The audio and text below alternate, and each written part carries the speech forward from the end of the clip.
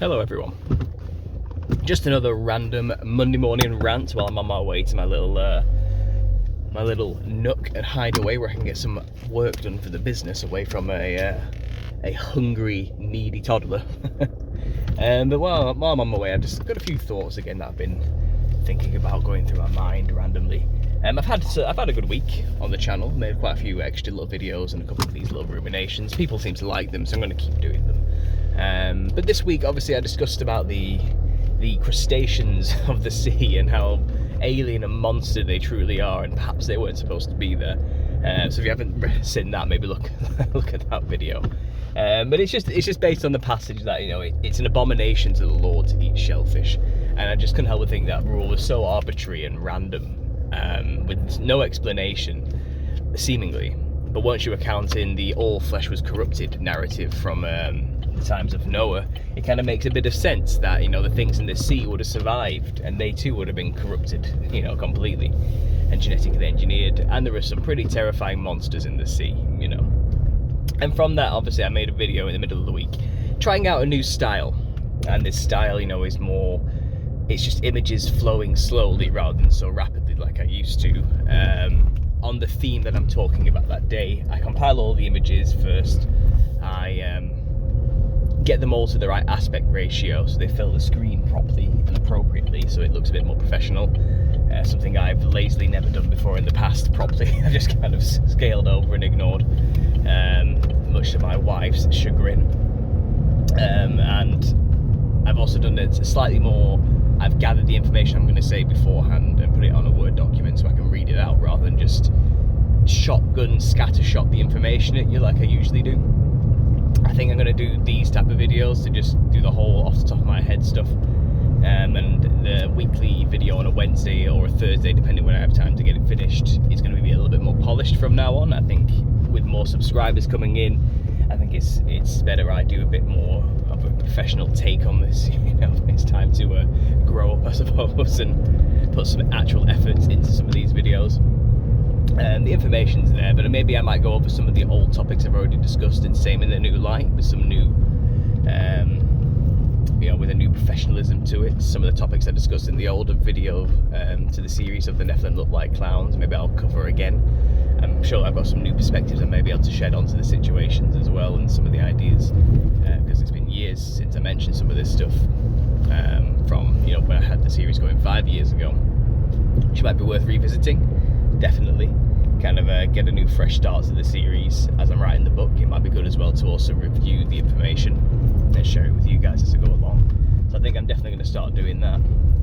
And then I released another video which was talking about Nimrod, you know, and people seem to like the whole discussing what happened there, what was going on with Noah as well, and what the sin was that happened that caused Ham to get cursed, you know. And you guys came out with loads of interesting theories, which I'm going to use in my book as ideas of what could have happened there.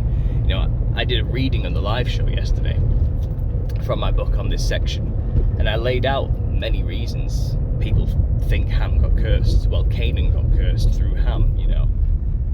And it's dark. You know, what happened there is twisted, like absolutely twisted, when you actually look at the potential possibilities of what happened there, including Noah getting castrated by Ham, Noah being sodomized by Ham, Ham sleeping with his mother, Noah's wife. All of it is just messed up. Or it could just be as simple as that he saw him naked and that's bad enough during the times, you know. I don't know.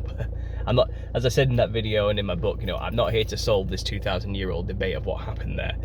But it is fun to speculate and wonder. Irregardless, we know that it was through Canaan's lineage that the Nephilim seem to be a bit of a hotspot for, you know. So, irregardless of how it happened, it did happen. And that's all that matters at the end of the day when it comes to writing this information down. But while doing that, you know, you guys might not know this, but obviously I'm making content now for my patrons. It's $5 a month and you get access to a weekly video. And right now that weekly video is a part of a series I'm doing just for patrons, which is Tips for Truthers. So I create a video every Friday. I'm on episode 4 next. That'll be the next one. I've got it listed somewhere, but I can't remember what the next piece of advice is going to be. Join patrons, find out. You know, shilling for myself there. But I'm doing this series, you know, and part of me deep down is wishing I could just share it with everybody, because it's stuff everybody does kind of need to know and remember. So I suppose right now I just want to talk with you guys a little bit and about the other side of my channel, what my channel was originally before all the clown stuff. And it was giving people advice and support in how to handle this information, how to handle becoming a truther. So for my new subscribers out there who don't know that, that's kind of what I did before the clown stuff became my shtick. I guess I'll do a little bit more of it now, of kind of what I like to talk about on the side. And it's basically me empathizing with people and understanding that, look, you've just discovered some stuff which has shattered your paradigm of reality, and you have no idea what is and isn't real anymore. You're in that stage of your research. You've become a truther, you know, as it's called. You've become a conspiracy theorist to your friends and family. And there's consequences to having your eyes opened. And I'm not talking about the whole left-wing becoming woke nonsense. Even though woke used to be a term that was solely for conspiracy theorists back in the day, and it kind of got changed into this liberal thing, which is very strange. But no, I'm not talking about that necessarily. This is discovering stuff about the nature of reality, which is earth-shattering kind of stuff. And what you tend to want to do once you discover it is tell everybody. You know, your friends, your family, your loved ones, random people even. You can easily turn into this person who starts to ramble and rant and rave non-stop, not shutting up at all to your friends and family, just bombarding them with this information that you're learning about the basics. So I say the Illuminati music industry, or how the government is all controlled and it's all puppets by one puppet master above them, which is these secret societies. Or maybe you discovered that, you know, demons are real and aliens, or maybe you're on the alien stuff right now and you learn about Project Bluebeam and all that kind of stuff. Or maybe you've gone down the whole flat earth route stuff and you pigeonhole yourself into that category, and now you're completely obsessed with that and trying to show your friends and family. There's loads of different subjects and individual subjects that people kind of wake up to, and then usually if they haven't done much more research outside of that one topic, they can end up coming all about that specific thing, and that's their topic and thing, and they don't know or think about the other stuff, the all-encompassing conspiracy, which that one thing is simply just a part of in terms of a whole. And this obsessive nature that we naturally, I think humans all do it when they start learning this kind of stuff. They all fall into this obsessiveness at first. It's a part of the process that you kind of have to grow out of. But unfortunately, during that time where you're processing this brand new earth-shattering information, you can alienate everyone around you, and you can end up losing close friends and family as a result. And by the time you come out the other side of your research and you've calmed down a little bit and you've got to that point where it's like, okay, this stuff is true, it's scary, but I'm kind of over it now, I get it, it's just a fact of life, it has always been the case, it doesn't change much about how I should live my life or who I am exactly. You know, it is what it is. Once you get to kind of that point, it's too late. By that point, you've usually ostracized everybody around you. Nobody wants to listen to you anymore. Like, nobody wants to be around you. No one thinks you're fun to have at parties, shall we say.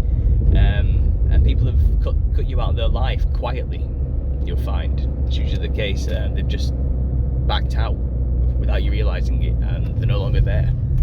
And it's been so long that you can't even contact them to catch up anymore, because you've been lost at sea in the depths of this information, you know, for so long without coming up for air, that you've kind of lost grip with the life you had.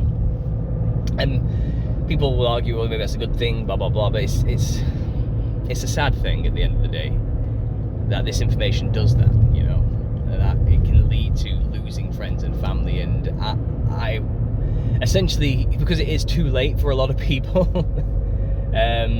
it's best that you start making new friends and family with people who do understand, which is what this whole Truth Therapy session thing is about. You know, creating a community on my channel, which is what this whole Understanding Conspiracy channel is really about. It's understanding this aspect of it, you know, this social aspect that comes with it, the consequences of learning the truth.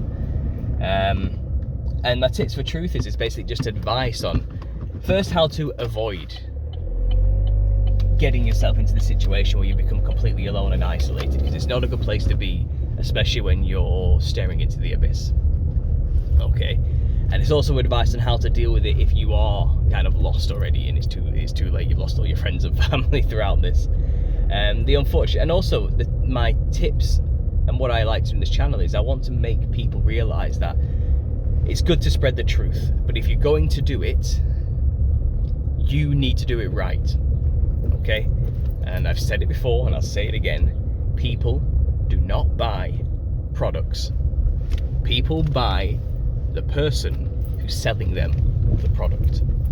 That's how shallow humanity is, unfortunately, and it doesn't change just because you don't want it to be like that.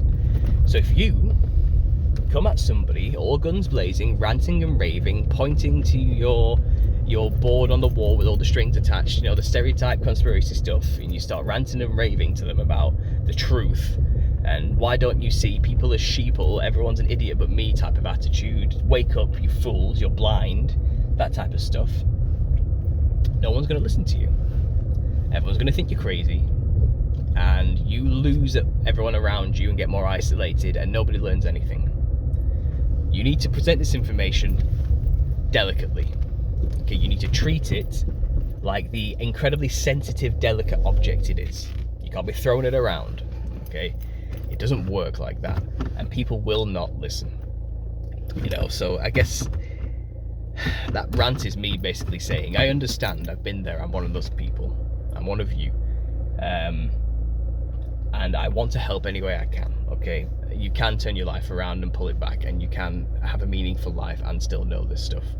It's up to you to prioritize and get some perspective, and in some cases take a break is necessary as well. So if you're interested in the Tips for Truth series, you can go to my Patreon to see that. I will make the odd video every now and then where I'm giving rants and advice like this. There's plenty of things I can talk about. I'd like to cover addiction, which is something I also had to battle, you know, and other things like desires and lusts and sins of this world, which kind of lead you into not being one with the truth. I'm trying not to be too religious about it, you know, but I personally believe that the Christian angle is the truth, and you can find all answers to things through that perspective. But I know a lot of my subscribers may not necessarily see it that way, and I'm not here to force that upon anybody, you know, but I will not back down on my beliefs simply because it doesn't follow your own type of thing. But I guess what I'm trying to say is, whatever your belief is, your underlying belief system is for all of this your basis. Truthers really are the truly oppressed class in this world, you know. If everyone wants to play the oppression Olympics these days and claim we're more oppressed than the other, people don't think about us, and they really don't understand if they don't look into it and still have their eyes closed, let's say.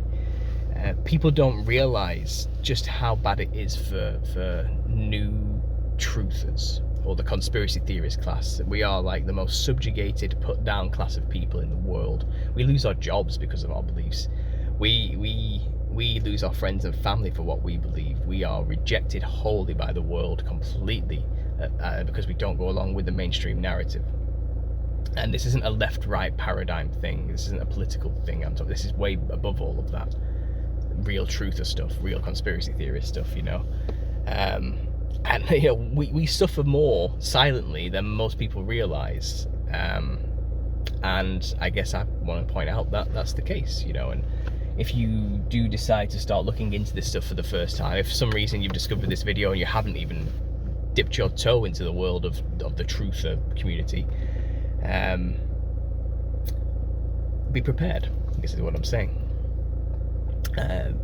It will change your life, and bring a snorkel so you can get a breath of fresh air every now and then and stay above the water, you know.